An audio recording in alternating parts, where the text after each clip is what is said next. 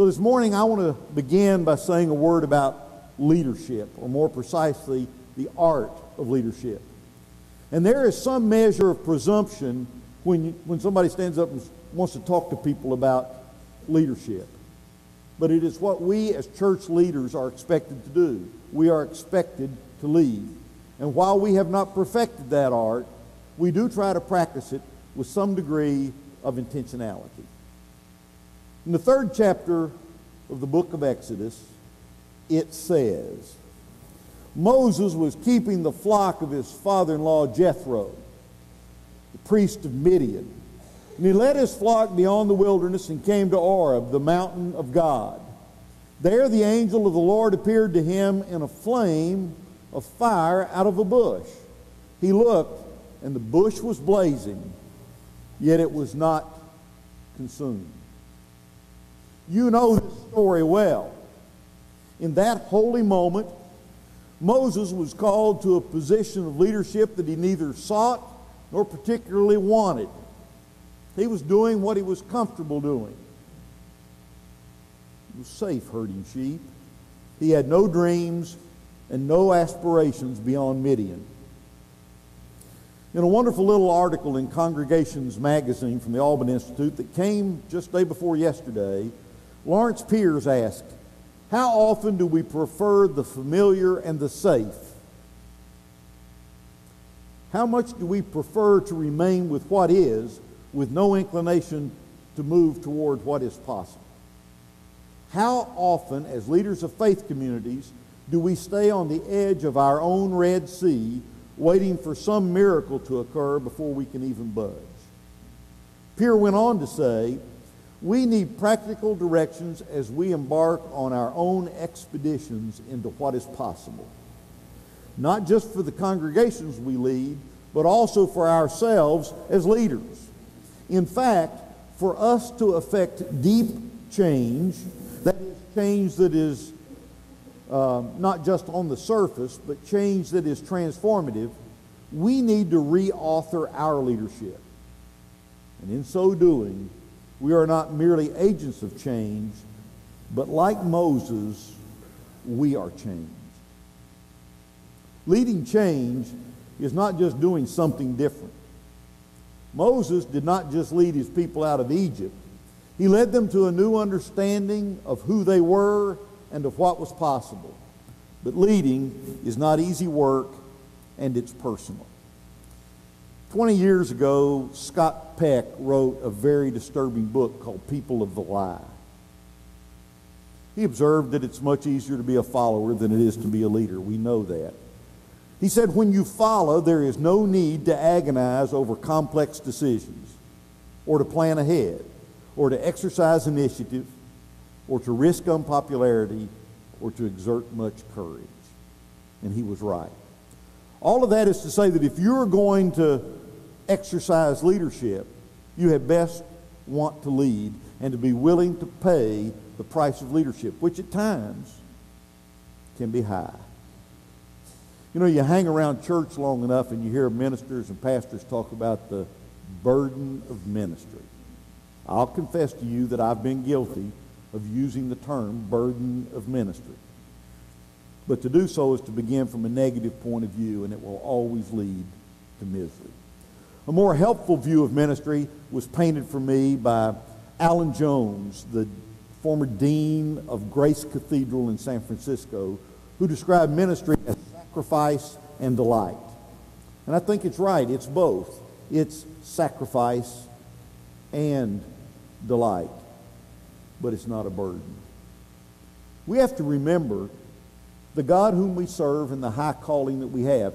And whether you're ordained as a minister or whether you are a layperson in the church, we are all called. All of us have been called. That's probably why you're here today. Reggie McNeil says that leaders operating from a sense of mission care about not only what they do, but how they do it. They pursue excellence not for its own sake, but for the sake of the mission that orders their lives. Pursuing excellence with this motive, he says, is not a burden, but rather it is a privilege. And indeed, I believe that ministry is a privilege. We simply must approach it for what it is and with the very best that we have to offer. And I can tell you that it is the confessed aim of every member of our church staff to model excellence in whatever we seek to do in the name of Jesus Christ. Our congregation has joined us in this journey. We just have to keep reminding one another that it can be a little messy along the way. Our purpose this weekend is to offer you encouragement for your ministry in the places where you work and serve. And as you listen to our story, we hope you'll be thinking about your story and about what God wants to do next in your life, in your work, in your church, in your town. As George said, we stole our title from Walter Brueggemann's wonderful little book. But as we reflected on what's happened here over the last 20 plus years, no phrase quite captured our journey like Hopeful Imagination does. We really do believe that the best is yet to be, and that the path to whatever is next is illuminated best by both hope and imagination. In my last interview with the search committee here at First Baptist, I told them, I said, don't call me unless you can keep me for 25 years. They laughed. They didn't think I meant that. They're not laughing anymore. But I have to tell you that Bobby and I, in the 24 plus years we've been here, felt no calling to leave this city and this church. First Baptist has become the church of my dreams. But I have to tell you that it started out as a bit of a nightmare. When I first arrived in Wilmington 24 years ago, I had never been the pastor of a church. Yes, I'd served as an associate for 5 years in Greensboro, but I had only preached a total of 31 times before I came to be the pastor of this church. To say that I was in over my head does not begin to capture the reality of those earliest days. My predecessor had left the church under difficult circumstances. His ex-wife was my wife's Sunday school teacher. And his predecessor, who had been here for 25 years before him, and his wife were still active and involved in the church. The two women who had been the pastor's wife for the previous 35 years were still here, as well as the beloved pastor of 25 years. Now you need to know, they were as gracious and welcoming to us as they could be, but they were still here.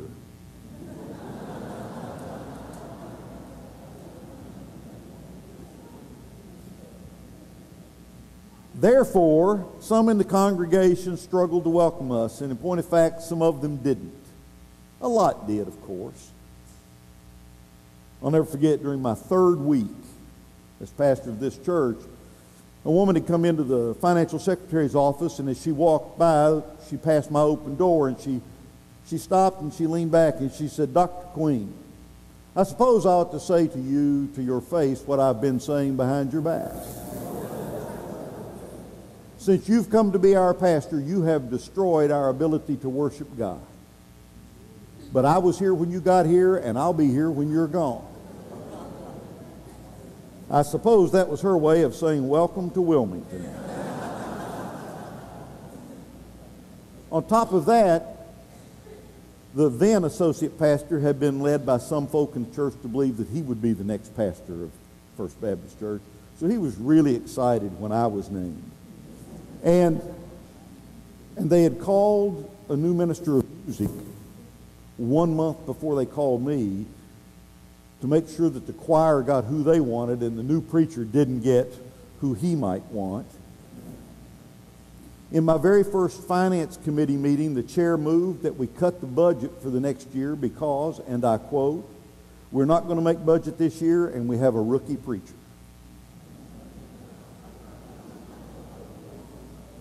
I fought for 2 hours to raise the budget, and I won. We raised the budget from 1986 to 1987 by $72. But the chairman was right. We didn't make the budget that year, or the next, or the next. I was clearly in over my head. I've often noted that First Baptist was a church that was proud of its pride in the way things had always been done. My first big, bold decision at First Baptist was to allow the new minister of music to put the hymn Amazing Grace in the order of service on a particular Sunday. You see, it had not been sung at First Baptist for more than 30 years. The church secretary was appalled that we would sing that kind of song. She suggested that I ought to call the chairman of deacons for approval before putting it in the order of service. I assured her it would be okay, and it went rather well. They sang as though they might have sung it somewhere else along the way. And a couple of people actually teared up when we got to the part when we've been there 10,000 years, bright shining as the sun. Emboldened by such brazen leadership on my part of singing Amazing Grace, I took my next big stand. I moved the Christmas Eve communion service from 11 o'clock to 7:30 so that people with children could bring their children. Well, a handful of them did, but most of our folks ended up at the Episcopal Church at 11 o'clock.